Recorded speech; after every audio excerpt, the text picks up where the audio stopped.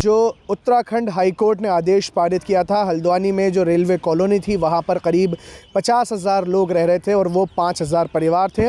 उनके घरों को वहाँ से हटाने का आदेश पारित किया गया था। आपको बता दें कि हल्द्वानी में करीब 5,000 परिवार और 50,000 लोग एक कॉलोनी में रहते हैं, जिसको रेलवे की जगह बताकर हाईकोर्ट ने, उत्तराखंड हाईकोर्ट ने ये आदेश पारित किया था कि वहाँ से उन लोगों को, उनके घरों को 7 दिन के अंदर अंदर वहाँ से हटाया जाए। जिसके बाद वहाँ रह रहे लोगों के ऊपर परेशानियों का पहाड़ टूट पड़ा था। जिसके बाद वो लोग प्रोटेस्ट पे बैठे, प्रदर्शन पर बैठे और प्रदर्शन करने के साथ साथ वहाँ के कांग्रेस विधायक सुमित हृदयेश ने सुप्रीम कोर्ट में याचिका डाली और उनके साथ वहाँ के लोगों ने ये याचिका डाली सुप्रीम कोर्ट में कि उनके विस्थापन के लिए पुख्ता इंतज़ामात किए जाएं।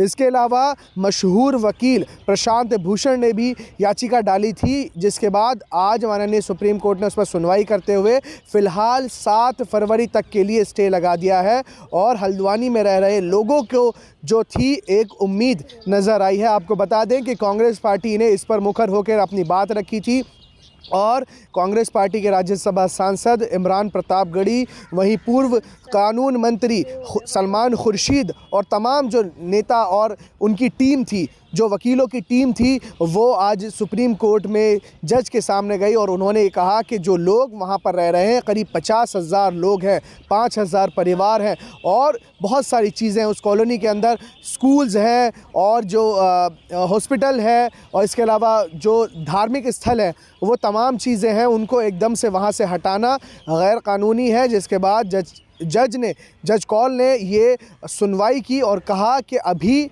इस पर स्टे लगाते हैं। वहीं ये कहा कि इन लोगों के विस्थापन के लिए पुख्ता इंतज़ामात किए जाएं ताकि ये लोग जो पिछले करीब 40, 50, 60 साल से रह रहे हैं, हल्द्वानी में जो 50,000 लोग और करीब 5,000 घर थे, उनको हटाने का जो उत्तराखंड का आदेश था, उस पर सुप्रीम कोर्ट ने स्टे लगा दिया है और अगली 7 फरवरी तक सरकार, यानी राज्य सरकार से ये मांग की है कि वो अपना मौक़िफ़ दे। जी, क्या नाम है आपका? मेरा नाम तस्लीम अंसारी है, मैं हल्द्वानी से हूँ, सोशल एक्टिविस्ट। जो इलाके की बात हो रही है, जिसको रेलवे की जगह बताकर, अतिक्रमण बताकर बताया कि आप वहीं उसी जगह रहते हैं। जी हाँ, मैं हाईकोर्ट का जो ये ऑर्डर था 20 दिसंबर 2022 का, मैं उससे प्रभावित हो रहा था। मेरा मकान उसकी जद में आ रहा था, जो रेलवे स्टेशन से लगभग 2 किलोमीटर की दूरी पर होगा और रेलवे द्वारा ये बताया गया कि रेलवे ट्रैक से 600 फीट तक ज़मीन रेलवे की है।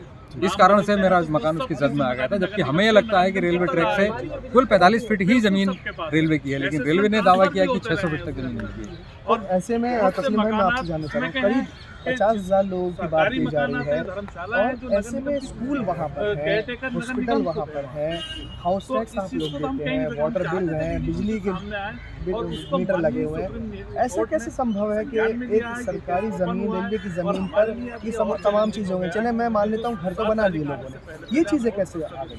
देखिए, मैं आपको बताऊं, ये इनकरेजमेंट जो पहले माना गया था, खुद रेलवे ने माना था, बाकायदा हाई कोर्ट के सामने एफिडेविट पे कहा था कि 29 एकड़ ज़मीन उनकी इनकरेज हो गई है। 29 एकड़ ज़मीन में ना तो कोई स्कूल है, ना कोई मंदिर है, ना कोई मस्जिद है, कोई धार्मिक स्थल नहीं है, कोई सरकारी इमारत नहीं है। लेकिन रेलवे के अधिकारियों ने जब नोटिस सर्व किए, एक सर्वे किया, तो उन्होंने 29 एकड़ से बहुत ज़्यादा बाहर जाकर 78 एकड़ में वो नोटिस सर्व कर दिए, जिसके बाद ये समस्या खड़ी हुई। इसका मतलब सुप्रीम कोर्ट की गाइडलाइन के बाहर जाके उन्होंने काम किया। 29 एकड़ में उन्हें नोटिस सर्व करने थे, लेकिन उन्होंने 78 एकड़ में किए। तब जाकर के 2 इंटर कॉलेज आ गए, मेरा घर आ गया उसके दायरे में। ऐसे बहुत सारे लोग आ गए जिनके पास रजिस्ट्रियां हैं, उनको पट्टे पर मिली हुई ज़मीनें हैं। उन्होंने शत्रु संपत्ति बाकायदा सरकार से ऑक्शन में खरीदी हुई है।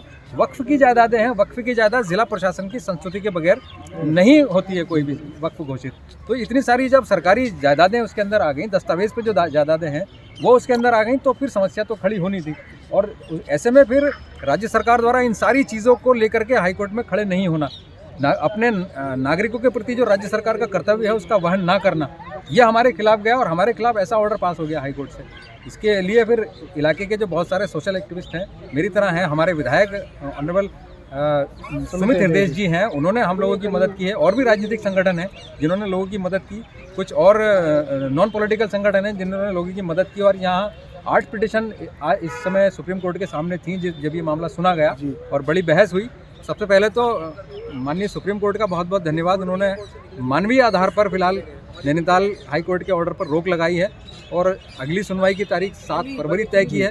तो जब सुनवाई शुरू होगी तो जो जैसे कि मैंने बहुत सारे तथ्य आपको अभी यहाँ पर बताए वो कोर्ट के सामने आएंगे और यकीनन इसमें बहुत कुछ निकल के आएगा और दोषी भी कोई ना कोई है जो वो सामने आ जाएगा। चलिए, आप जिस तरीके से तस्लीम भाई ने बताया कि करीब 50,000 लोग हैं, 5,000 घर हैं और पहले कहा जा रहा था महज 60 फीट जगह है, अब बता रहे हैं कि 600 फीट जगह है। मैं ये जानना चाह रहा हूँ कि जिस तरीके की उम्मीद आपको माननीय सुप्रीम कोर्ट से थी और स्टे लगाया गया, लोगों के जो गरीब लोग वहाँ रह रहे हैं उनकी जो जिंदगियाँ जो थी उनके घर उजड़ने से बच गए, जो उम्मीद थी हूबहू ऐसा ही जो है फ़िलहाल के लिए जो है फौरी तौर पर स्टे मिल गया है। जी, पहली चीज़ तो ये थी कि वहाँ पर रहने वाले लोग middle class, upper middle class और निम्न तबके के बहुत लोग हैं जी, जिनकी आवाज़ से आवाज़ मिलाने वाला कोई नहीं था, उनकी आवाज़ सुनने वाला नहीं था। सब लोगों के दम घुट रहे थे और आशियाना एक बनाने में एक ज़िंदगी ख़त्म हो जाती है। उस आशियाने को बचाने की लड़ाई लड़ रहे थे लोगों की, अपनी ज़िंदगी, अपने बच्चों की परवरिश, जवान माँ बहनें, उनको ले जाने की फ़िक्र, बहुत सी चीज़ें चल रही थी। और यही पहलू हमारे अंदर कसक पैदा कर रहा था कि आखिर जब माननीय उच्च न्यायालय उत्तराखंड का आदेश आ गया, लेकिन राज्य सरकार का पक्ष क्या था इसमें? राज्य सरकार का मानवीय पहलू कहा था, तो उसको लेकर भी चिंता थी कि आखिर होगा क्या। इतना बड़ा डिमोलिश हिंदुस्तान के इतिहास में शायद पहला होता अगर ऐसा खुदा ना खास्ता हो जाता। लेकिन हमारी नज़रें फिर लौट फेर के सुप्रीम कोर्ट पर टिकी हुई थी और बहुत से पहलू हमारे ऐसे थे जिसको हम शुरू से कहते आए हैं और इस केस को लेकर लड़ते आए हैं कि इस ज़मीन रेलवे की नहीं है।